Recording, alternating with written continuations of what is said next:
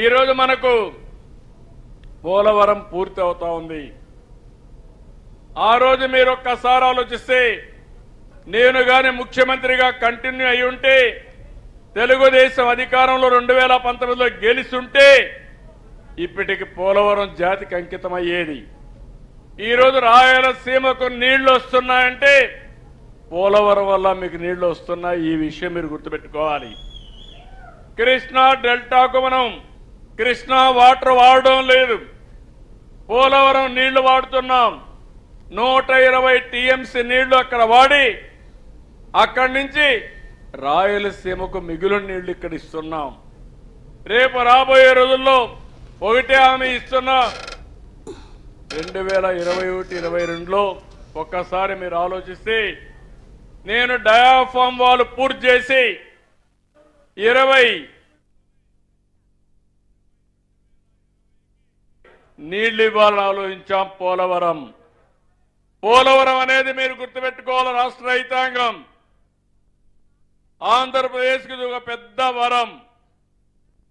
గోదావరిలో ఈ రోజు నీళ్లు 2000 టీఎంసీ సముద్రం లేకపోతున్నాయి.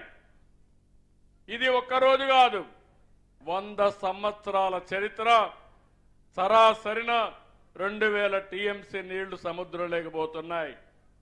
200 టీఎంసీ నీళ్లు ఇటు ఆంధ్రప్రదేశ్ వాడుకోగలిగి అవసరమైతే 100-200 టీఎంసీ నీళ్లు తెలంగాణ వాడుకుంటే 2 రాష్ట్రాలు సుభిష్టం అవుతాయని చెప్పి కూడా నేను మీకు తెలియజేస్తున్నా. నేను ఇక్కడ వాడేది వరద జలాలు, సముద్రంలోకి పోయే నీళ్లు, ఎవరు వాడని నీళ్లు మనం వాడుకునే అవకాశం ఉంటుంది. పైన తెలంగాణ ఉంది, వాళ్ళు కూడా వాడుకుంటే ఎవరికి నష్టం లేదు. ఇది అందరికీ మంచిదని చెప్పి కూడా నేను మీ అందరికీ తెలియజేస్తున్నా. నేను అందుకే పదే ఈ విషయం మీ అందరికీ గుర్తు చేస్తున్నాను. రెండోది రాయలసీమ ఏం చేయాలనో నా దగ్గర బ్లూ ప్రింట్ ఉంది. రాయలసీమను ఒకటే గుర్తుపెట్టుకోండి, ఒకప్పుడు రాయలసీమ, ఇప్పుడు రాయలసీమ కాదు.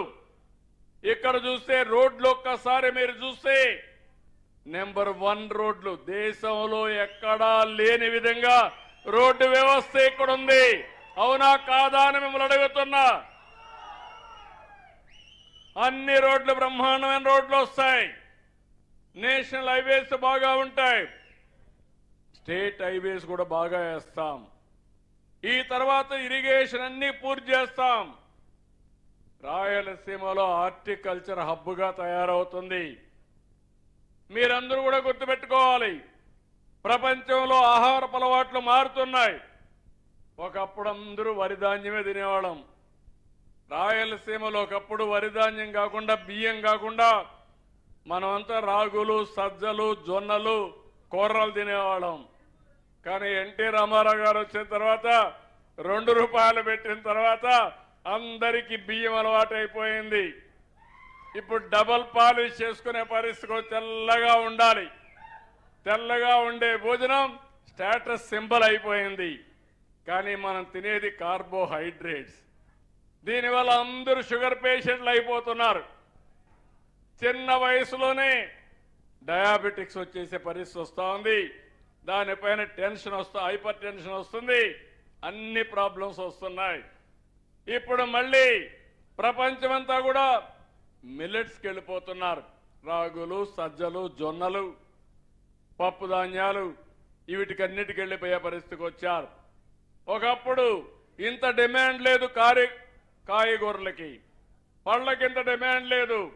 ఇప్పుడు ప్రపంచమంతా పళ్ళకు కూడా డిమాండ్ వచ్చే పరిస్థితి వచ్చింది. కానీ ఆ పండ్లు పండే ఏకైక ప్రాంతం, అనుకూలమైన ప్రాంతం మన రాయలసీమని మరొక్కసారి గుర్తు చేస్తున్నా. దీనికి శ్రీకారం చుట్టింది కూడా నేనే. మైక్రో ఇరిగేషన్ ఇచ్చాను మీ అందరికీ. 90% సబ్సిడీతో డ్రిప్ ఇరిగేషన్ ఇచ్చిన పార్టీ తెలుగుదేశం పార్టీ. చరిత్ర మార్చిన పార్టీ తెలుగుదేశం పార్టీ. ఇప్పుడు కూడా ఎన్డీఏ ప్రభుత్వం మళ్ళీ 90% సబ్సిడీ ఇచ్చాం. మొన్నటి వరకు ఉన్నటువంటి ప్రభుత్వం అది కూడా మైక్రో ఇరిగేషన్ కూడా డ్రిప్ ఇరిగేషన్ తీసేసే పరిస్థితికి వచ్చారు. ఇక్కడ పరిశ్రమలు వస్తాయి. రాయలసీమ స్టీల్ ప్లాంట్ వస్తుంది. కొప్పర్తి, ఓర్వకల్ ఇండస్ట్రియల్ పార్క్స్ వస్తాయి. లేపాక్షి పెద్ద ఎత్తున ఇండస్ట్రియల్ హబ్ గా తయారవుతుంది. ఇక్కడ భగవంతుడు మనకు ఎండలు ఇచ్చాడు, సోలార్ కరెంట్ వస్తుంది. భగవంతుడు మనకు గాలి ఇచ్చాడు, మర మిల్లులు పెట్టుకునే అవకాశం వచ్చింది. మనకు నీళ్లున్నాయి, ఎత్తున నీళ్లుంటే ఆ నీళ్లు కిందికి వదిలిపెడితే పంప్డ్ ఎనర్జీ అంటే హైడల్ ఎనర్జీ ఎట్లయితే శ్రీశైలంలో వస్తుందో ఎక్కడికక్కడ నీళ్లు కిందికి మళ్ళా ఆ నీళ్లు తీసుకుని కరెంట్ ఉత్పత్తి చేసుకునే అవకాశం ఉంది. నేనే ఇక్కడ రివర్సబుల్ పంప్స్ ఉన్నాయి శ్రీశైలంలో 97లో పెట్టా. దేశంలో ఎక్కడా లేనప్పుడు పీక్ లోడ్ ఫ్యాక్టర్ ప్రాబ్లం వస్తే రోజంతా కరెంట్ ఉంటుంది, సాయంత్రం కరెంట్ దొరకదంటే అప్పట్లో అవి పెట్టి సాయంత్రం మాత్రం ఆపరేట్ చేసేవాళ్ళం. ఇలాంటి కార్యక్రమాలు ఇప్పుడు ఎక్కువగా ఇక్కడ గ్రీన్ ఎనర్జీ వస్తుంది, టూరిజం వస్తుంది, హైవేలు బాగున్నాయి, పారిశ్రామిక కారిడార్లు వస్తాయి. ఇండస్ట్రీలో ఏ జిల్లాలో ఏమేం చేయాలనో నాకు ఒక స్పష్టత ఉంది. లేపాక్షి ఓర్వకల్ ఒక కారిడార్గా